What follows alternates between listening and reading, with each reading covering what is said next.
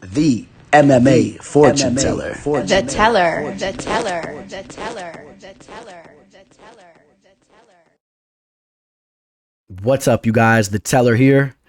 In today's episode, we're going to be taking a look into the Joe Schilling bar fight incident. The reason why I want to put this video out there is I'm curious your guys' thoughts on what went down here. I think it's an interesting topic. We're always talking about, MMA fights. We're talking about the UFC, Bellator, professional fights going down. What about the average day situation like this? And this just so happens to involve a world-class fighter. So I think it's an interesting topic. So why not talk about it a little bit?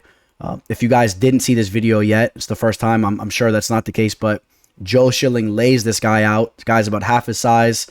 From what you could see in the video, this guy was a little bit arrogant, a little bit loose and acting a little bit wild at the bar. And some people may think that he got what was coming to him. And we'll talk about it here, but I do want to get your thoughts. Please do comment below and please like this video. So what we can actually see in this video, which I'm going to show in a second, this guy looks like he just probably got off work. He looks like he's in work attire with the tie. I don't know that many people that go out with a button-up and tie, especially in the summertime. So I think that this guy probably just got off work one way or another and looked to be really enjoying himself, getting a little crazy at the bar. Keep in mind also, this bar has a live DJ in the background. I'm assuming this is probably around like 5, 6 o'clock, maybe on a Friday. Who knows? Because who knows by the time this video came out, maybe a Saturday, a Sunday. I don't know. It came out Monday. But people are having a good time here. This guy is definitely feeling himself. You could tell by the way he's talking. He was talking about some arm wrestling. He's there with this girl who has her little chopped up jeans all the way up to her butt. This guy's probably, thinks he's going to have a good night. Little does he know what's about to happen. And just to give some background, but I want you guys to take this with a grain of salt. I want to bring up a point here. Always take this into consideration. All these points that have been brought to everyone's attention are coming from Joe Schilling's side, right? Now, Joe Schilling is one side, is the one party. This guy is the other party. And then in the middle, there's the truth. That's a saying I like to say. There's three sides to every story. There's one side, there's the other side, and there's the truth. Keep in mind that the only person that has a platform to get his word of what happened right now is Joe Schilling. And he's really been putting some stains on this guy right now from what he's been saying. We don't know if it's true or not. So just take that into consideration. I'm going to tell you how I feel about what went down. And even with what I'm saying, I don't even really know what actually happened here. The only people that really know what went down is Joe and this guy. Even people that were in the vicinity, they may think they actually knew what happened. Maybe there was something between these guys that even happened that they didn't even see. Just always take all these little things into consideration whenever you're analyzing something, because I see all these people online on Instagram acting like they actually know what happened. So when I do describe what I feel happened here, I'm admitting first off that I have no clue. I'm just analyzing this all the way probably across the country. I don't know if this happened in California. I know Joe's over there. I think he's been in South Florida recently, so this might even been right down the street from me. I don't know, but take all that into consideration. I don't know jack. I'm just analyzing this from what I'm able to see. All right. So we'll start this video off. You're going to see Joe Schilling come in from the back, from behind this guy. As, like I said, he's a little bit loose. He's walking around, standing up. He's kind of, he's floating around a little bit in the bar. Usually we see these people at the bar, right? Usually you kind of just avoid them a little bit. You don't really walk straight into them. You're going to see Joe walk straight up behind him. And not only is he going to walk up behind him, he's going to give him a nice smudge to the side. He's going to push him over. Boom. Right? Now, first off, just take that into perception there from this guy's point of view. You're sitting at the bar. Even if you're a little loosey-loose, you're walking around, which you kind of take that into consideration. Oh, maybe I'm in someone's way. This guy just takes his hand and gives you a nice shove. I know I don't want anybody touching me like that at the bar. I don't care. And if someone did touch me like that, there would probably be a problem. Now, in that situation, it'd probably be my problem because Joe Schilling would be the guy pushing you, and there's really nothing you could do about it unless you want to maybe, I don't know, you better hope you have a knife, a gun, or you want to try to smash a bottle, maybe try to stick something in his neck. I don't know what you want to do, but you're not going to fight Joe Schilling toe-to-toe with the size this guy has. So that's first and foremost. You need something else, and you need to get some distance, and you need some help in that fight. Maybe you need your boy to help. But then again, Joe probably has his boy over there, and Joe's boy is probably another professional fighter that's going to smash your boy. So take that all into consideration. But look how he shoves him. Boom. Move out the way. All right. It looks like then Joe nods his head like the guy said, excuse me, or something like that. Like he was cool with it. But then it seems that the guy said something else because Joe's going to turn around. At this point, what you're going to see this pedestrian dude do was the worst thing he could have did. And the worst thing anybody could do, really. It doesn't matter if it's a professional fighter in front of you or just any guy. You shouldn't be throwing feints like you're trying to punk somebody out, throwing a feint. If you're in a situation where you feel you need to fight, you need to throw some hands or do whatever you got to do, don't pump fake. Just go in for the kill. If this guy did something that was deserving of that, throw a right hook right for the chin. Okay, that's what you need to do first and foremost. In that situation, I think this guy probably should have just tried to talk to Joe. Hey, what's up, man? Why do you got to push me to the side like that? Whatever. So this guy kind of asked for it in that sense, okay? Kind of had something coming here, and you're going to see the knockout here.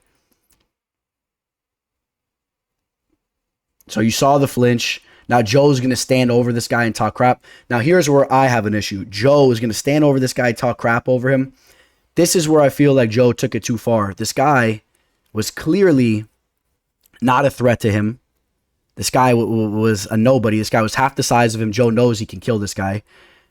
I don't like the fact that Joe walked right behind him and pushed him to the side. I think this was kind of premeditated. The things we don't know is who's this person recording this video? Who's this person recording this video? If it's part of Joe's party, his crew, it was definitely premeditated because why were they recording him? It could have also been just a random person, though, because this guy maybe was acting so wild that they were recording him. If that's the case, then more points on Joe's side, that maybe Joe is in the right there. These are all things we don't know yet. Hopefully these things come to light and we will actually see what happens here. But the way he knocks him out, talks crap down to him, and then he just walks away like he's Mr. Tough Guy, marching with the strut. I don't know, man. As a professional fighter, that seems like not the most secure guy, man. Not the most confident guy to do that to a guy like that. Now, other points that Joe made that would make me more on his side, or, I see a lot of you guys comment and stuff, and I would feel more on that side if I knew they were true. But I'll tell you why I'm skeptical about them here in a second. But Joe says this guy was a racist. If he was a racist, I'd be like, oh, awesome. Glad he laid this guy out. You know what I mean? This guy's a douchebag. He was a racist. Whatever. He had what he had coming. His evidence that this guy was racist is that he was, as you saw in the video too, he was kind of singing rap songs, and some of those rap songs had the N-word in them. And does that make him a racist? I don't know. Some of my African-American brothers out there, some of my black brothers, you tell me what you think about that. I would like to hear more of your guys' thoughts on that. Is this guy a racist because he's singing a rap song? To me, a racist is somebody that hates rap, that ain't singing along to rap. First off, they can't stand listening to it. It's also not somebody that their boy next to them is rocking an NBA jersey, rocking the Greek Freak, a Kempe Tompo jersey.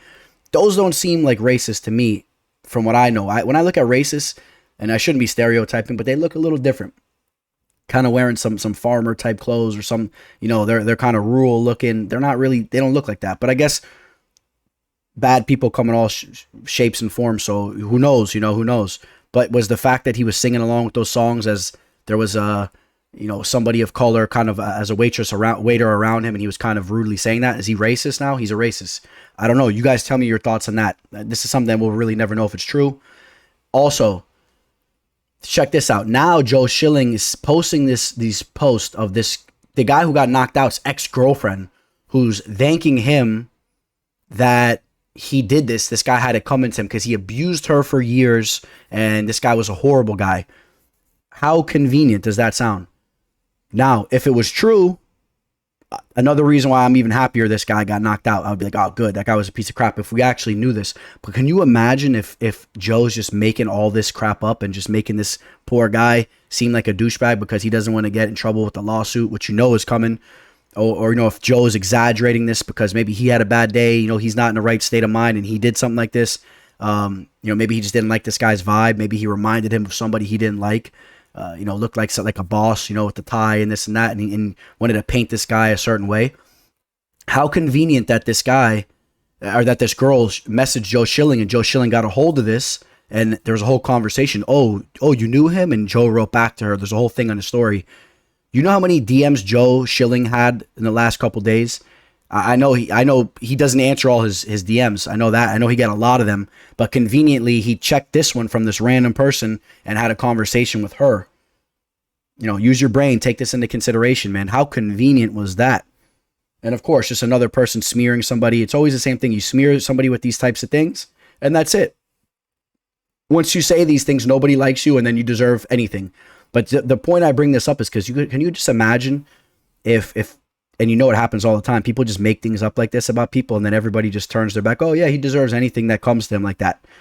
You're seeing guys like Chris Weidman, John Anik, all these big personalities, man, good quality people posting on Joe Schilling's post, joking about this, supporting him, and nobody really knows the real facts, these people. So I think it's crazy. And again, though, if it is all true, all with Joe, and I think it's awesome. I just think it's everything's so convenient, and the way he painted everything seems sketchy to me. And I think that Joe Schilling is a guy that's a little off his rocker, as he admits himself, man. You know, what is it? You can't beat crazy, this and that. This guy's a crazy dude, man. You know, smoking cigarettes between rounds. This guy's a wild, a nuts type of guy. But I get it. Don't throw a feint at him and expect him not to do anything. But I will say this, just to kind of recap this whole thing. When it comes to these professional fighters out and about, I'm fully with these guys messing up anybody if they have it coming to them.